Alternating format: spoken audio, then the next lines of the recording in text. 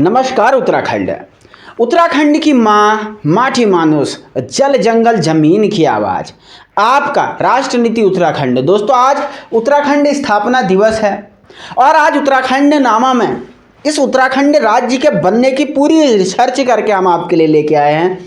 यह विश्लेषण उत्तराखंड नामा का आपको ज़रूर देखना चाहिए। बिंदुवार आज आपको बताएंगे कि आपका हमारा देवभूमि उत्तराखंड कैसे उत्तर प्रदेश से अलग होके किन संघर्षों के बाद बना, पूरी कहानी। लेकिन इस कहानी में हम चलें और इस यात्रा में मैं आपको लेके चलूं। आप सभी लोगों से ये अपील कि अपनी देवभूमि से प्यार है तो हमारे चैनल को ज़रूर सब्सक्राइब करें। तो आइए आगे बढ़ते हैं। दोस्तों, ये तारीख थी 5 और 6 मई 1938 की, जब पहली बार पंडित नेहरू और उनकी बहन विजय लक्ष्मी पंडित, जो कि यूएन में बाद में अध्यक्ष भी रही थी, भारत की प्रतिनिधि रही, वो देहरादून आए थे और उनके सामने पहली बार एक पहाड़ी राज्य का प्रस्ताव रखा गया, जिसे सैद्धांतिक तौर पे उस समय सहमति भी मिली। ये पहला प्रयास था जब कोई पहाड़ी राज्य बनाने की बात करी गई थी। हालांकि उस समय हिमाचल और उत्तराखंड को मिला के एक राज्य बनने की बात थी।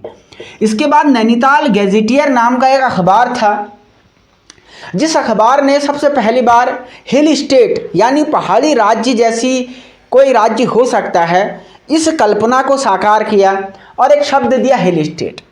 उसके बाद गणदेश सेवा संघ, जो कि बाद में हिमालय सेवा संघ भी कहलाया, और सिरदेव सुमन साहब, उनका बड़ा योगदान रहा था। इस संगठन का, इस संस्था का कहीं ना कहीं उत्तराखंड के जो बुनियादी आधार है, उत्तराखंड का विचार है, उसे आगे लाने में योगदान रहा था। समय बदला और एकीकरण का दौर आया। ये गुलाम भारत की तस्वीर थी, लेकिन अब भारत आज़ाद हो चला था। 1 अगस्त 1949 जब टिहरी के राजा मानवेंद्र शाह ने इंस्ट्रूमेंट ऑफ एक्सेशन यानी भारत में विलय पत्र पे साइन कर दिए और टिहरी रियासत भी भारत का हिस्सा इस दिन हो गया और उसके बाद भारत का एक हिस्सा बन गया। आज़ाद भारत में पहली बार 1952 में नेता प्रकाश चंद्र जोशी, पीसी जोशी ने उत्तराखंड राज्य के नाम का ज्ञापन पंडित नेहरू को दिया और उन्हें वो बात याद दिलाने की कोशिश की जो यहाँ पे गणदेश सेवा संघ से पहले 5-6 मई को 1938 में पंडित नेहरू उत्तराखंड आए थे और अपनी बहन के साथ उत्तराखंड की मांग को स्वीकार किया था। लेकिन इस समय तक पंडित नेहरू के विचार बदल चुके थे और अब पंडित नेहरू कहीं भी राज्यों को नहीं बनने देना चाहते थे। उन्हें लगता था कि अगर हम राज्य बनाते जाएंगे तो देश की एकता के लिए खतरा होगा। तो इस समय देश में और राज्यों की मांगें भी चल रही थी। इसके बाद राष्ट्रीय मोर्चा और राज्य परिषद नाम के 2 संगठन बने और ऐसे कई संगठन बने जिन्होंने प्रयास किया कि लगातार उत्तराखंड राज्य के निर्माण को बल दिया जाए। ये प्रेशर ग्रुप, दबाव समूह के रूप में लगातार काम करते रहे। इसके बाद एक बहुत ऐतिहासिक घटना घटी 1968 में। दिल्ली में एक वोट क्लब है जहां पे उत्तराखंड के लोगों ने नए राज्य के लिए धरना दिया और यह धरना ऐतिहासिक धरना था। इस धरने की चर्चा पूरे देश भर में हुई। 1976 में उत्तराखंड में युवा मोर्चा का गठन किया गया, जिसका मुख्य उद्देश्य था उत्तराखंड के लोगों को उनके राज्य के प्रति और अपनी मातृभूमि के प्रति प्यार पैदा करना और एक नए राज्य के लिए युवाओं को संघर्ष कराने के लिए आगे लेके आना। आगे बात करें 1968 में सरकार ने, जब उत्तराखंड की मांग बहुत तेज़ी से बढ़ रही थी, तो पर्वत के लोगों को, उत्तराखंड के लोगों को संतोष करने के लिए और यहाँ के लोगों की मांग दब जाए, 1968 में ही काम कर डाला। ये था पर्वतीय मंत्रालय, यानी उत्तर प्रदेश की सरकार में अलग पर्वतीय मंत्रालय बना दिया, जिससे कि उत्तराखंड के लोगों की अलग राज्य की मांग को कहीं ना कहीं दबाया जा सके। लेकिन ये घटना टेम्परेरी साबित हुई और आगे चल के उत्तराखंड में कई सारे नेता भी आए जिन्होंने उत्तराखंड राज्य नहीं होना चाहिए इस बात को कहा। नारायण दत्त तिवारी साहब कभी भी उत्तराखंड बनाने के पक्ष में नहीं रहे। वो उत्तर प्रदेश के मुख्यमंत्री थे, लेकिन वो कहते थे कि अलग उत्तराखंड बनाना आत्मघाती कदम होगा।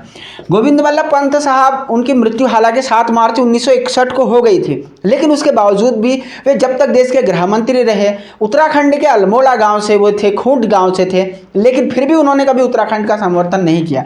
वहीं नटवर लाल कहे जाने वाले हिम्मती नंदन बहुगुणा भी कभी कांग्रेस के बड़े नेता थे, लेकिन उत्तराखंड बनाने के पक्ष में नहीं थे। तो एक तरफ अलग पर्वतीय मंत्रालय बना दिया गया और दूसरी तरफ नेताओं को आगे कर दिया गया कि उत्तराखंड के लोगों को ये समझाएं कि कहीं भी नए राज्य की मांग ना करें। इसके बाद बात करें 24-25 जुलाई 1979 की। ये वह ऐतिहासिक तारीख थी जिस तारीख को उत्तराखंड क्रांति दल, वो पार्टी जिसने उत्तराखंड राज्य को बनाने के लिए, वो संगठन जिसने उत्तराखंड के निर्माण में निर्णायक और एक छत्र राज्य किया और आखिरकार राज्य बना के दिखाया। जब उत्तराखंड यूकेडी का गठन उमाकांत ये उनियाल साहब थे कोई, और देवीदत्त पंत जो इसके पहले अध्यक्ष रहे थे, तो उनियाल साहब और देवीदत्त पंत जो साहब रहे थे, इन दो लोगों ने मिलकर इसकी स्थापना की और राज्य के युवाओं में उस समय इनकी गहरी पैठ थी। और एक बार उत्तराखंड क्रांति दल का गठन हो गया तो उसके बाद लगातार राज्य में आंदोलनों की तीव्रता चलती रही और ये तीव्रता आगे चल के बहुत उग्र हो गई और फाइनली कहीं जाकर के इसको सेटल किया गया। उत्तराखंड क्रांति दल के अध्यक्ष रहे जीएस बिष्ट साहब। जीएस बिष्ट साहब के बारे में ये बात कही जरूर जाती थी कि वो पहले यूकेडी के उत्तर प्रदेश के विधानसभा में बैठने वाले यूकेडी के विधायक थे और उन्होंने लगातार सरकार को इस मामले में घेरा।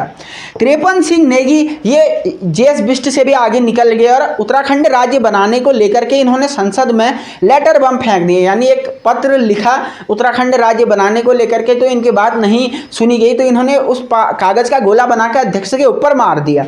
ये घटना ने काफ़ी देश का नाम जो है देश के उस पर आकर्षण किया। इसके बाद यूकेडी ने एक और मांग रख दी जो आप सुनते रहते होंगे कि गैरसैंण को राजधानी बनाओ। 1992 में ही उत्तराखंड राज्य आंदोलन को धार देने के लिए गैरसैंण में राजधानी बनाने की कोशिश की गई। इसके बाद अब आंदोलन हिंसक रूप लेने वाला था।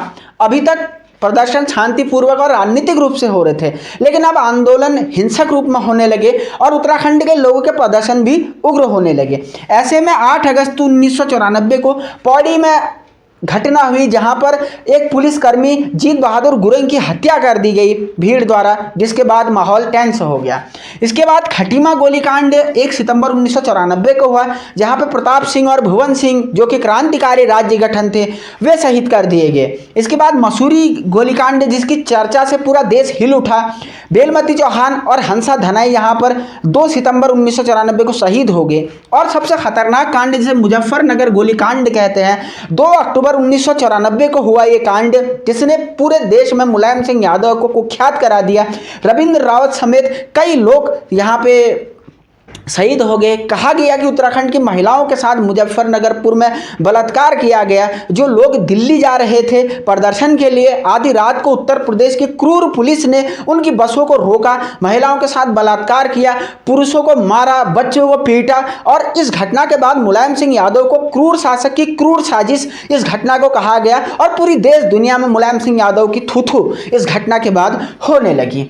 आखिरकार इसके बाद सरकार दबाव में आई और एक समिति का गठन किया गया जिसका नाम था रमाशंकर कौशिक। तो रमाशंकर कौशिक समिति के सामने ये प्रश्न दिए गए कि नया राज्य बनेगा और नए राज्य में क्या प्रावधान होंगे। इसके बाद फाइनली 1996 में सारे दबाव और इतने हत्याकांडों के बाद एच.डी. देवेगौड़ा जो कि उस समय के भारत के प्राइम मिनिस्टर हुआ करते थे, उन्होंने नए राज्य बनाने की घोषणा की। और फाइनली वर्ष 2000 में जब उत्तर प्रदेश के मुख्यमंत्री राजनाथ सिंह थे, अगस्त 2000 में राजनाथ सिंह की सरकार, अटल बिहारी वाजपेयी केंद्र में थे उस समय, कहीं ना कहीं ये विधेयक पेश किया गया। 28 अगस्त को राज्यसभा से पास हुआ और फाइनली जो 9 नवंबर 2000 की तारीख थी, इस दिन के.आर. नारायणन द्वारा साइन करने के बाद उत्तराखंड राज्य देश के 27वें राज्य के रूप में मानचित्र पे आया, जिसे 11वां विशेष दर्जा प्राप्त राज्य यानी स्पेशल स्टेटस होल्डर स्टेट इसे कहा गया और विशेष राज्य के रूप में इसे दिया गया। दोस्तों, आज इस उत्तराखंड राज्य बनने की कहानी तो हमने सुनी, लेकिन आज बहुत सारी और समस्याएं भी हमारे पास है। क्या जो राज्य हमारे पूर्वजों ने गोलियां खा करके, मसूरी कांड, मुजफ्फरनगरपुर कांड, नैनीताल कांड, देहरादून कांड, तमाम जगहों पे शहीद हुए लोगों ने जो सोच के राज्य बनाया था, कि हमारा राज्य आज उस स्तर पे पहुंचा है? क्या आज हमारा राज्य भ्रष्टाचार, हत्याकांडों की भेंट नहीं चढ़ा है? अंकिता भंडारी का मामला हो, किरण को इंसाफ देने का मामला हो जिसके बलात्कारी सुप्रीम कोर्ट से सरकार की कमजोर पैरवी के कारण छूट गए। वीडियो में हाकम सिंह मंडराल और मूसा जैसे दलाल और गद्दार हों तो क्या हमारे पूर्वजों ने इसीलिए राज्य बनाया है? यह सवाल उत्तराखंड राज्य बनने के 22 साल के बाद भी बरकरार है कि हमारे पूर्वजों ने जो सोच के राज्य की मांग की थी, क्या वो मांग आज सार्थक नजर आती है? आपको ये वीडियो कैसा लगा जरूर बताइए। चैनल पर पहली बार है तो बगैर सब्सक्राइब किए जाइएगा मत, क्योंकि सबसे विश्लेषणपूर्ण ज्ञानवर्धक वीडियो हम लगातार आपके लिए लाके रहते हैं। और देखते रहे राष्ट्रनीति उत्तराखंड। फिर से राज्य स्थापना दिवस के हाथ जोड़ के आप सभी लोगों को मंगल कामनाएं। बहुत बहुत शुक्रिया, धन्यवाद, नमस्कार। देखते रहें राष्ट्रनीति उत्तराखंड।